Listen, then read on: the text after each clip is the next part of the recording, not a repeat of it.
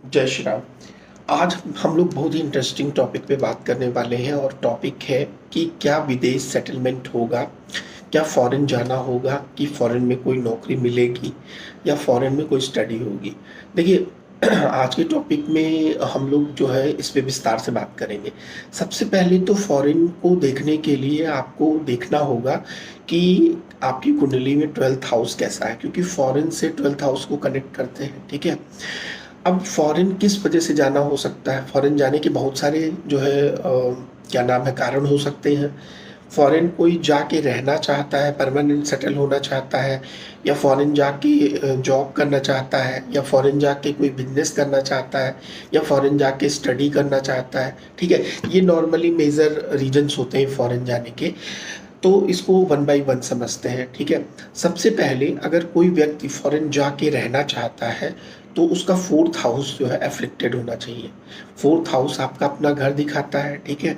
और 4th house जब तक पीड़ित नहीं होगा, ऐसा व्यक्ति फॉरेन रहने के लिए नहीं जा सकता। देखिए, मैंने बहुत बहुत सारे कारण आपको बताया कि जो है जॉब करने जाना चाहता है, बिजनेस करने जाना चाहता है, पढ़ाई के लिए जाना चाहता है, या रहने के लिए जाना चाहता है। तो अगर इन सारे कारणों का एक सेंटर पॉइंट है कि 4th हाउस एफ्लिक्टेड हो, देश से बाहर जाने की सिचुएशन तभी क्रिएट होती है जबकि 4th house, 7th house, 9th house जो है ये जो है किसी न किसी तरीके से प्रभाव में हो।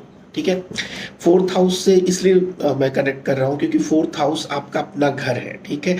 जब यहाँ पर कोई पापक ग्रहों का प्रभाव पड़े, ठीक है, शनि का प्रभाव आ जाए, राहु का प्रभाव आ जाए, ठीक है, तो चांस बनते हैं जातक के देश छोड़ने के। ठीक है।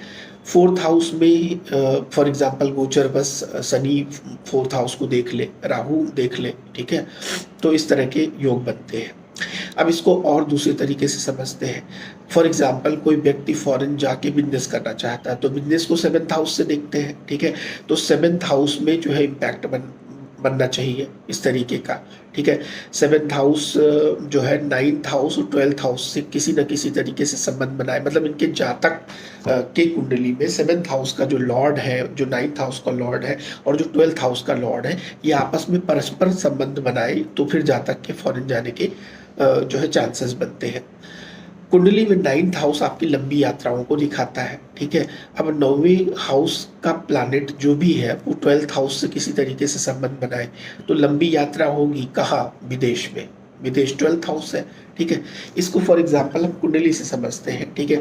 आसान तरीके से मेष लग्न ही ले लेते हैं क्योंकि कालपुरुष की कुंडली है। ठीक है। इससे पहले आप समझ लें, इसके बाद आप अपनी कुंडली में भी इसको लगा सकते हैं। अब पहला जो चांस बनता है फॉरेन जाने का, तो फॉर एग्जाम्पल मेष लग्न की 4th हाउस में जो है कर्क राशि आती है और इसके जो प्लैनेट होते हैं वो चंद्रमा होते हैं। अब या तो 12वें हाउस का प्लैनेट 4 नंबर में जाके बैठ और 4 वाला प्लैनेट 12वें नंबर में चला जाए, आपस में एक्सचेंज कर ले। तो मेष लग्न की कुंडली में 4th हाउस में जो है चंद्रमा और 12th हाउस के स्वामी बृहस्पति, तो बृहस्पति 4 में आ जाए और 4 नंबर का प्लैनेट चंद्रमा जो है वो 12 नंबर की राशि में चला जाए, एक्सचेंज हो जाए, या सिर्फ चंद्रमा जो है 12 नंबर में चले जाए। ठीक है। तो भी ये जो है एक तरीके का संबंध बना रहे हैं, मतलब कि चतुर्थेश द्वादश के साथ एक्सचेंज करें, या फिर जो है 4th हाउस का लॉर्ड जाके 12th हाउस में बैठ जाए। अब 4th हाउस का लॉर्ड 12th हाउस में जाके बैठेगा तो ऐसे जातक को जो है, पहली बात, सुख कहाँ मिलेंगे? अपने देश में नहीं मिलेंगे। पहले इसको इस तरीके से समझते हैं।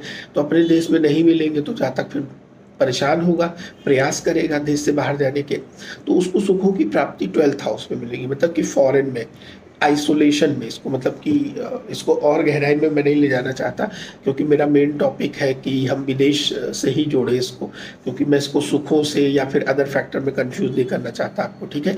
तो 4th हाउस और 12th हाउस का अगर एक्सचेंज हो रहा है तो ये आपको एक हिंट दे रहा है कि आपके फॉरेन जाने के चांसेस बन सकते हैं। अब सेकंड ऑप्शन क्या होता है? जैसे मैंने कि आपको बताया कि विदेश जाने के लिए आप फॉर एग्जांपल बिजनेस के लिए जाना चाहते हैं, तो अब 7th हाउस का लॉर्ड 12th हाउस में बैठ जाए, या 12th हाउस का लॉर्ड आके 7th हाउस में बैठ जाए, ये आप पर आपस में या तो एक्सचेंज कर ले या तो ये कोई रिलेशन बनाए, तो भी जो है जहाँ तक विदेश के लिए फॉरेन जाता है। ठीक है।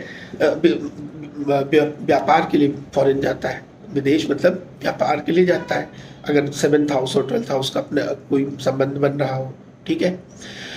तीसरा जो चांस बनेगा, जैसे मैंने आपको ऑलरेडी बताया, लंबी यात्राओं का, नौवें भाव का स्वामी 12th हाउस से संबंध बनाए, ठीक है। या फिर एक और बहुत अच्छा फॉर्मूला है इसको देखने का कि सप्तमेश, नवमेश और द्वादश, द्वादश मतलब ये तीनों प्लैनेट कहीं बैठ जाए साथ में, ठीक है, तो भी आपके फॉरेन टूर को दिखाता है। आपका फॉरेन टूर जो है वो दिखाएगा अगर 7th house Lord, 9th house Lord और 12th हाउस लॉर्ड किसी तरीके से आपस में संबंध बना ले। इसके अलावा जो सबसे इम्पॉर्टेंट प्लैनेट है वो राहु है।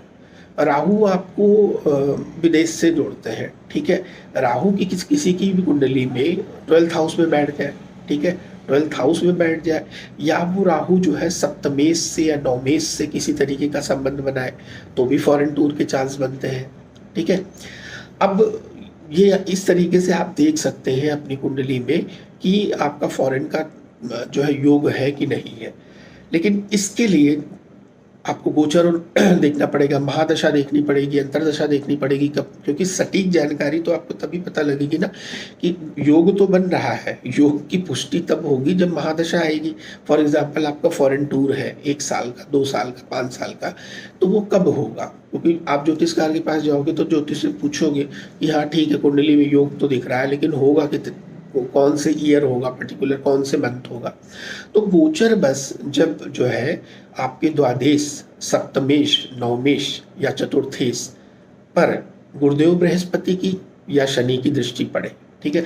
गुरु भी, अब आप बोलोगे कि अगर इसको सीधे तरीके से देखें तो किसी भी युति के फलीभूत होने का समय तभी होता है जब गोचर पिक्चर में आएगा, और साथ में महादशा या अंतरदशा भी एक्टिव होनी चाहिए।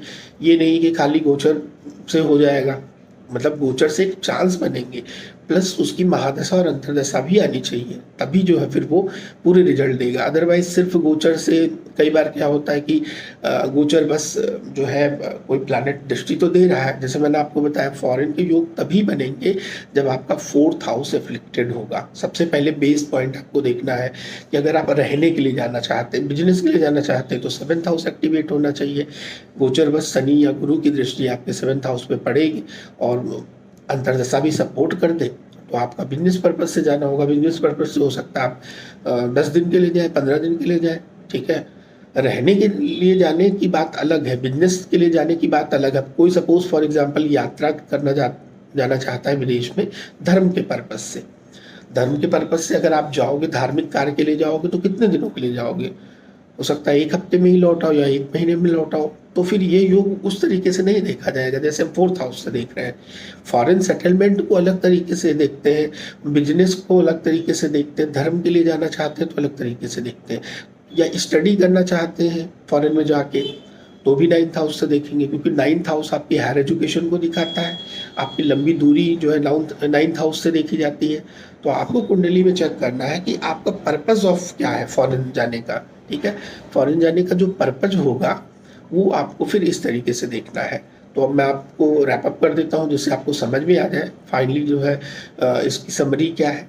तो रहने के लिए अगर जाना चाहते हैं तो 4th हाउस जो है एफ्लिक्टेड होना चाहिए। बिजनेस के लिए जाना चाहते हैं तो 7th हाउस का पिक्चर में आना जरूरी है। 7th हाउस का संबंध बनना चाहिए नवमेश या द्वादश से, तभी आपकी ट्रैवल होगी, ठीक है। एजुकेशन के लिए जाना चाहते हैं फिर 9th हाउस का रोल आ जाता है, ठीक है। फॉरेन जाके किसी भी तरीके का बिजनेस करना, मतलब फॉरेन जाने का ओवरऑल पर्पस, मतलब इन चारों संबंधों में जोड़ के देखें तो 4th house, 7th house, 9th house और 12th हाउस, ये 4 हाउस आपके एक्टिवेट होने चाहिए, तभी आपका फॉरेन जो है टूर बनेगा, चाहे वो शॉर्ट टाइम के लिए हो और चाहे लॉन्ग टाइम के लिए हो, ठीक है। और साथ में महादशा और अंतरदशा भी सपोर्ट करनी चाहिए, और प्लस गोचर भी आपको देखना पड़ेगा कि बृहस्पति और शनि का गोचर हो रहा हो उस समय, ठीक है। आपके 4th हाउस को, 7th हाउस को, 9th हाउस को और 12th हाउस को गोचर बस जो है शनि या गुरु की दृष्टियां पड़े, या फिर जाके शनि या गुरु उस हाउस में ही बैठ जाए, ठीक है। तो ये फिर आपके जो है फॉरेन ट्रेवल के, फॉरेन सेटलमेंट के, फॉरेन बिजनेस के, फॉरेन एजुकेशन के, ठीक है, चांसेस को बढ़ा देता है। आई होप आपको ये वीडियो अच्छा लगा होगा। अगर अच्छा लगा है तो please like and subscribe. Thank you very much.